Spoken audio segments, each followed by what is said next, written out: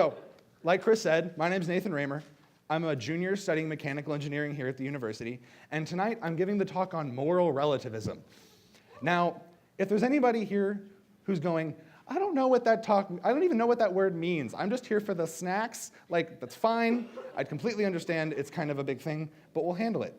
Also, I heard there might be a couple people here who are just like walking down the street and were like, I heard there was a really handsome guy giving the talk tonight. I think I'll come in. Oh, thank you. So I want to start with what moral relativism really is, because at first it's like, oh, that sounds like a really big, scary philosophy word. It's really not that bad. Basically, moral relativism means that there is no such thing as absolute moral truth. Like, nothing is true 100% of the time. So I think most of you would agree with me that murder is bad. Now, if you go to another country, this is like not the US, if you go to a different country and they're like, murder's fine, that's totally cool to kill people here.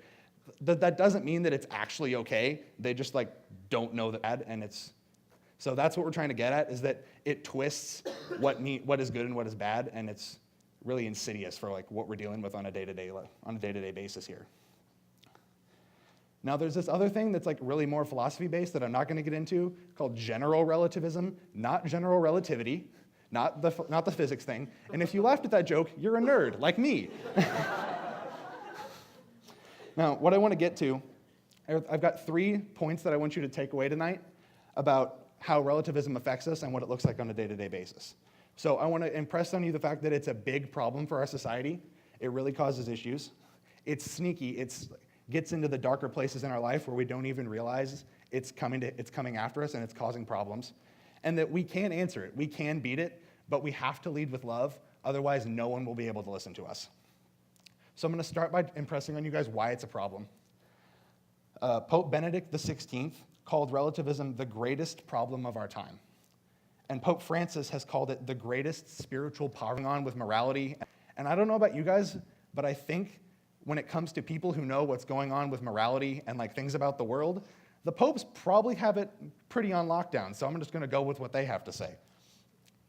Now, this isn't like some problem where it's like only a few people believe this, and it also causes issues. It's just kind of sneaky. Back in 2013, there was a study done that showed that 93% of teenagers believed that there was no such thing as absolute truth. If you do the math, it's like 5 years, 2013 to 2018. That's people in the age range of 18 to 24. These are the people that are our peers, the people we sit with in class, and the people that we're going to be going into the workforce. What that means is that 93% of the people that we deal with on a daily basis think that it's okay to twist their morality based on their circumstance or the situation they're in. And for me, that's a little scary. Now, one of the big things, like why relativism actually causes problems, other than tinkering with morality, is that it gets in it's got lines you can write in it, civil discourse. So like, you guys can all agree that this is a journal, right? Like, this is a book, it's got lines you can write in it. Relativism doesn't, if you miss the fact that this is a book, then we can't agree on anything else about the book.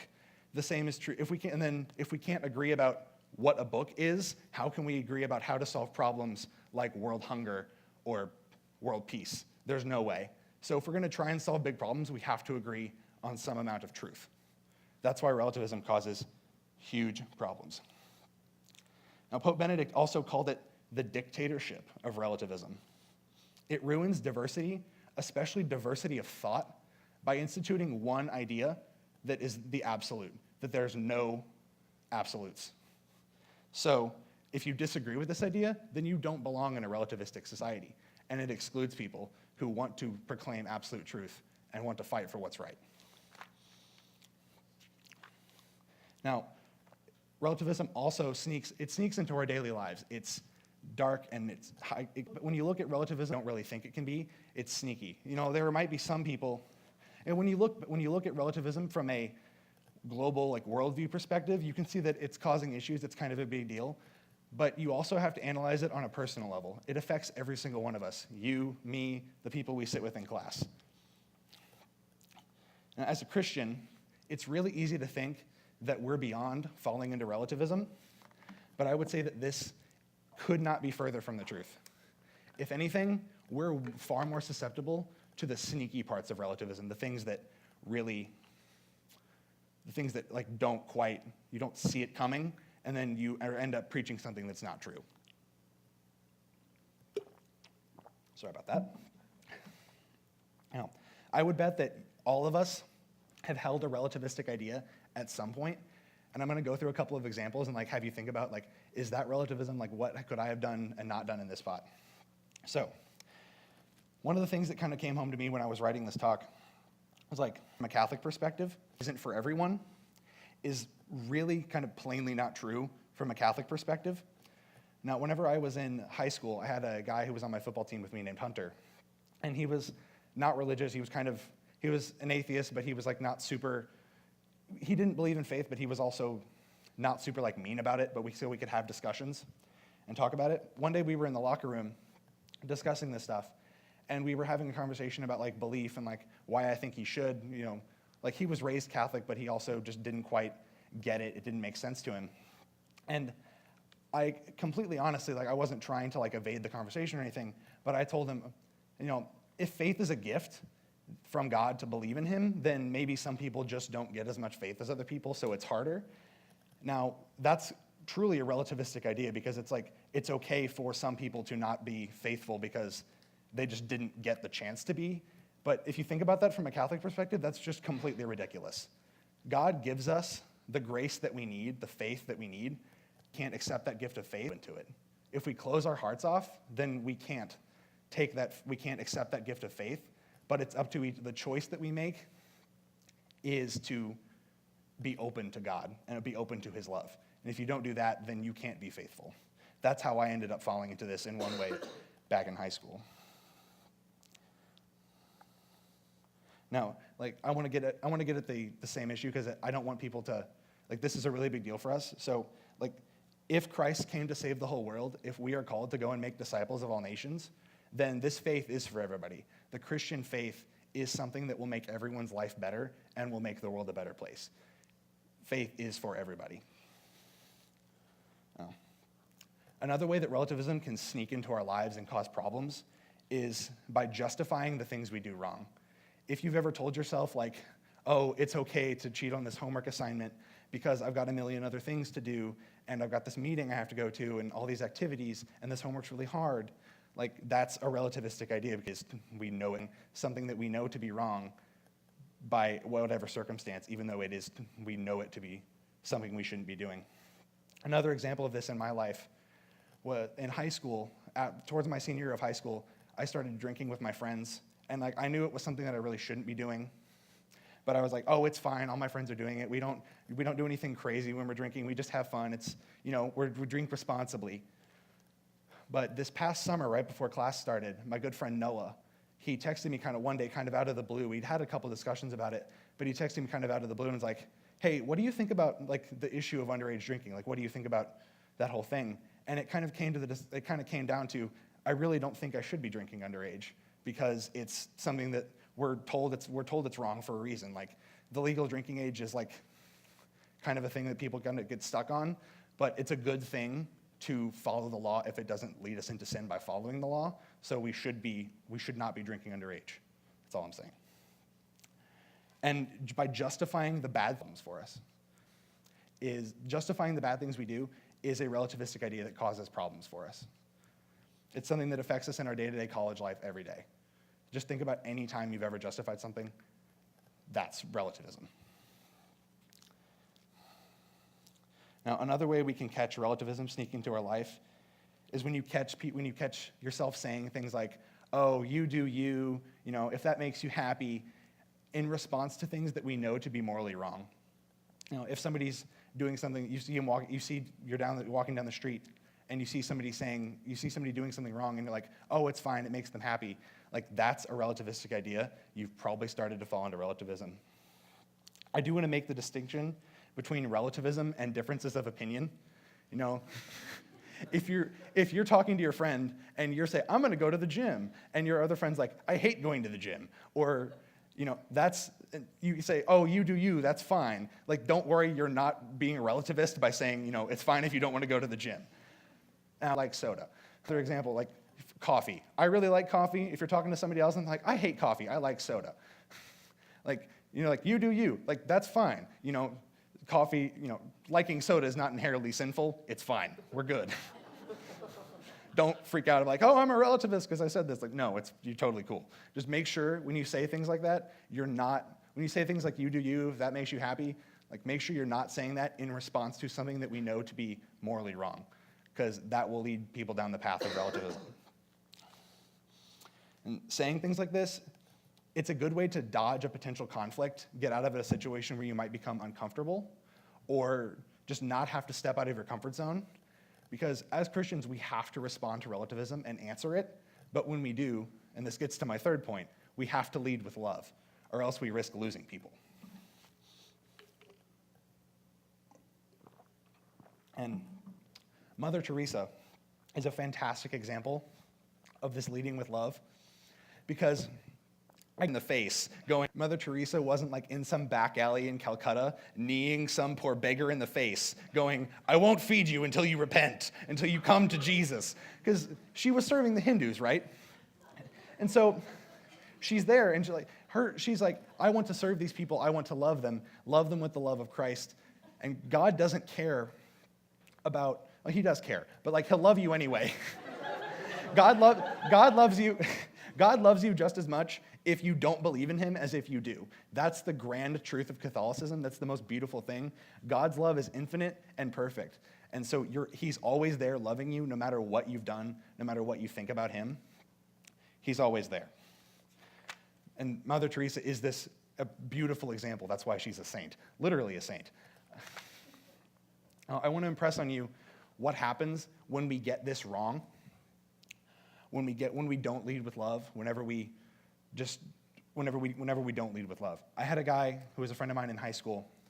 Now, this past summer, about just how I would go to the gym with him almost every day. We'd work out, talk about video games, talk about just how our day was going. We'd hang out a lot, play video games together. There were a couple times we were at the gym where we'd start talking about the Catholic faith. We'd start talking about religion, any number of things. And it started off okay. We'd just talk about going to church and stuff. But it very quickly turned from me trying to love him and show him the truth to me doing the beating him in the face. Love Jesus, just do it. So, and in the process of that, I ended up losing him. I think I definitely lost him as a friend. And I don't know, I can't say that, but I think there's the Fulton Sheen quote, win an argument, lose a soul. For me, it went a step further. Win an argument, lose a soul, and a best friend. So we have to be really careful about what we're doing, whenever we do this. But if we do lead with love, we will be able to get the job done. Now, since I've talked about how big of a problem it is, how it kind of sneaks into our lives, and how that we can answer it, and how that we can answer it with love as Christians, I also want to talk about how we answer it with philosophy and logic. Now, I want to make sure you guys understand, we have to answer this with logic, but you have to make sure the person knows that you love them first, and that love has to be constant. You can't go, oh, your soul's cared for now. Let me impress upon you the importance of all this.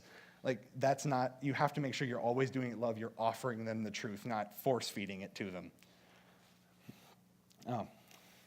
The first problem with relativism on a logical level is that it just doesn't work with our human experience, how our emotions kind of play out.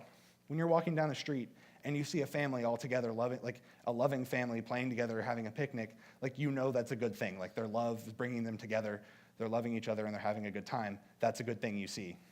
When a friend offers to help you write an E3 talk that you had literally 4 days to write, or help you with homework, and we know it to be a good thing.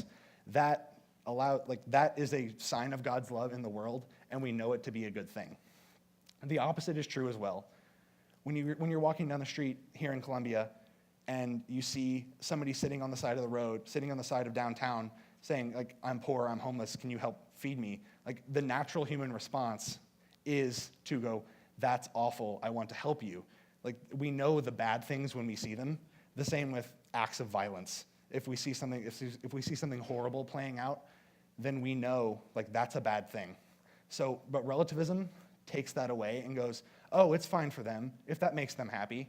It gets rid of our human experience and our ability to love people the way we should by saying, oh, it's fine, I don't have to worry about that.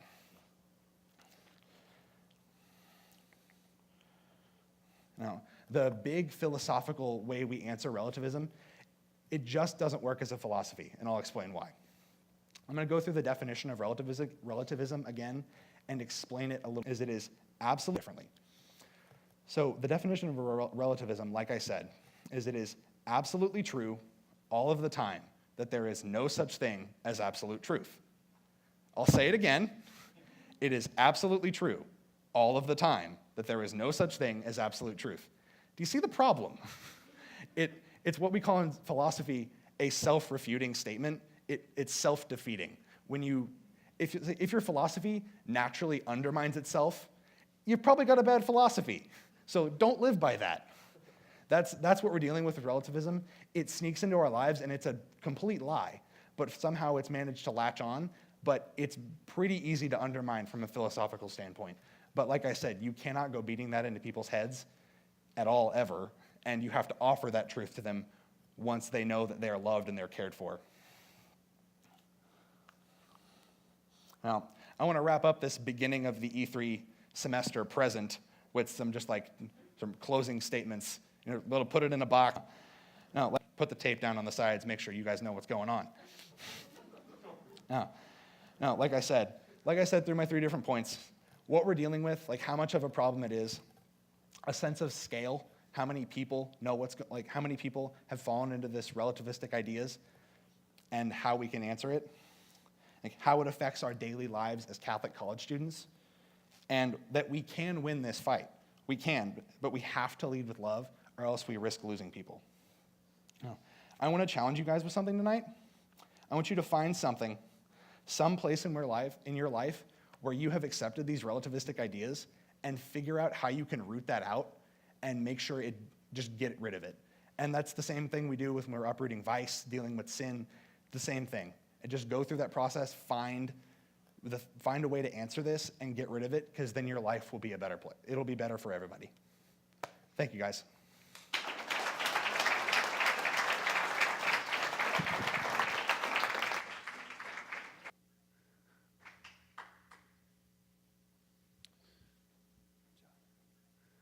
Alrighty, guys. Thank you, Nathan. We're going to do a little bit of an activity now. Under your chairs, you